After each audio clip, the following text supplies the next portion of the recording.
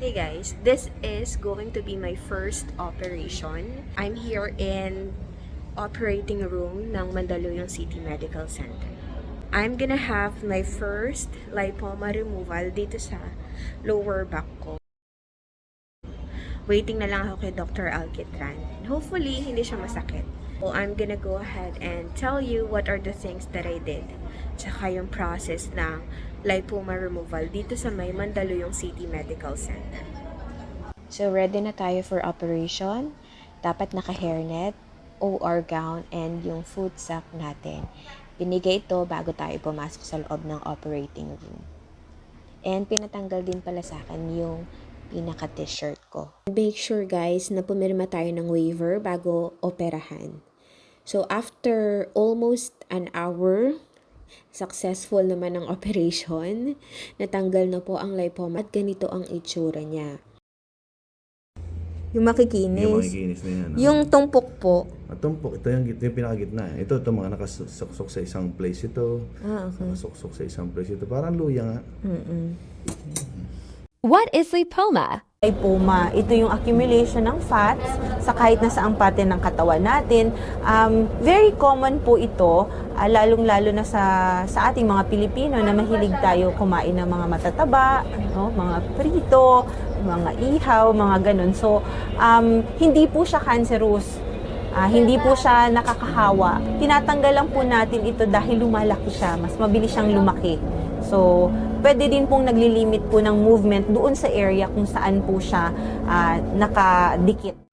So, para sa mga gusto magpatanggal ng lipoma dito sa Mandaluyong City Medical Center, una, punta lang kayo dito sa may building sa bagong ospital. So, sa gilid ng emergency, kaliwa, meron dyan outpatient department. Dyan lang po kayo didiretso. Kukuha po kayo ng number for outpatient. Kailangan po muna kayong i-check up ng doktor. Magko-consult kayo. Kailangan maaga, 6 a.m. Nagbibigay na sila ng number. Tapos, 8 a.m. nag-i-start magtawag. Reminder sa mga nakapagpa-check up na dapat alam nyo po yung OPD number. Pag wala pang OPD number, kailangan nyo pong humingi nun. Kasi yun na yung para magiging ID number mo every time magpapa-check up ka po sa Mandaluyong City Medical Center. After po kayong tawagin, kapag na-consult na po kayo ng doctor, tapos meron po kayong bukol kung saan mang parte ng katawan, kailangan nyo po siyang i-x-ray. Para sa mga may lipoma, ang pangalan ng ultrasound, it has to be soft tissue ultrasound. So, dito sa may Janvier Clinic, dito lang siya located sa may Bonnie Avenue. 800 pesos lang yung amount na binayaran namin. Pero nag-inquire kami sa ibang clinic, nagre-range siya ng 900 to 1,680. Depende kung saang hospital kayo magpapagawa. Pero dito mura lang po sa may 611 second floor Bonnie Avenue, Mandaluyong. Result ay makikita within 24 to 48 hours. After nyo makuha, balik lang po ulit kayo sa doktor. And then, ipapakita lang sa kanya tapos i-schedule na po kayo for surgery. Minor surgery lang po ang lipoma. So, mismong araw ng operation, kuha lang po ulit ng number. Tapos, dito lang tayo sa may outpatient records. Kukunin lang po yung record natin gamit yung ating OPD number. Tapos, didiretso na tayo sa may second floor. Intayin na lang si Doc. So, naghintay lang tayo dito sa OR, tapos after ng operation na almost 1 hour, pwede na tayong umuwi. Since minor surgery lang siya, pipirmahan lang yung discharge form. So, after surgery, didiretso po sa billing, i-compute po lahat ng ginamit at babayaran. So, sa akin, 2,241 yung total amount. Para po dun sa mga walang card, walang PhilHealth na gusto magpa-discount, pwede rin kayong dumiretso dito sa may social service department. Papakita lang po kayo ng ID and then pwede na kayo magkaroon ng discount.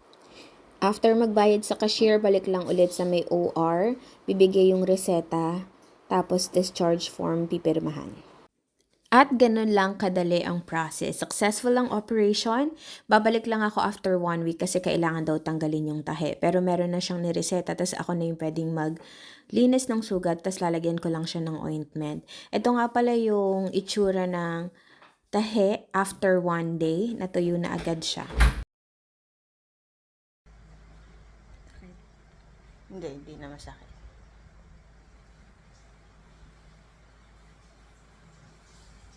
Hindi siya bumuka, no?